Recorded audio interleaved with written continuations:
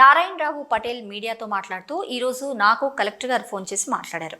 అలాగే తహసీల్దార్ గారికి కూడా దుర్గకు సంబంధించి రెసిడెన్షియల్ స్కూల్లో అడ్మిషన్ చేపిస్తున్నాం, కలెక్టర్ గారికి చెబుతున్నాం. అలాగే ప్రభుత్వం అన్ని విధాలుగా దుర్గకి సహాయం చేస్తుంది. ఒకవేళ ప్రభుత్వం బాధ్యతలను విస్మరిస్తే నేను ఈ గ్రామస్తులకు పెద్దలకు చెప్పాను, నా సొంత డబ్బుతో శాయశక్తులా ఆమెకు వినియోగిస్తాను. ఈరోజు ఉదయం కోమటిరెడ్డి మన మంత్రివర్యులు మాట్లాడారు. వారి ఇంటి నిర్మాణం కోసం కూడా మరి ప్రతీక్ ఫౌండేషన్ నుంచి ఆమెకు కలెక్టర్ అకౌంట్లో డబ్బులను జమ చేస్తాము అని కోమటిరెడ్డి గారు మాట ఇచ్చారు. అలాగే ఇందిరమ్మెలకు వచ్చే డబ్బు కూడా మంత్రి గారు కొన్ని డబ్బులు ఇంటి నిర్మాణం కోసం కూడా ఇస్తా అంటూ పేర్కొన్నారు. అలాగే అమ్మాయి పెళ్ళయ్యే వరకు ప్రభుత్వం నుంచి అన్ని సహాయ సహకారాలు అందిస్తాము. అలాగే ఈ గ్రామానికి 30 సంవత్సరాల అనుబంధం ఉంది నాకు.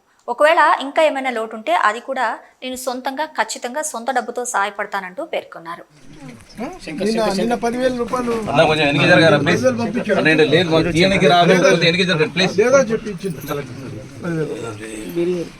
తీసుకొని గవర్నమెంట్ లో పంపించుడు బెటర్ ఉంటుంది.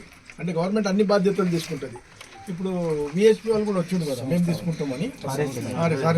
ఆర్ఎస్ఎస్ విహెచ్పి అందరూ ఒకటే కదా, 3 ఒకటే కదా.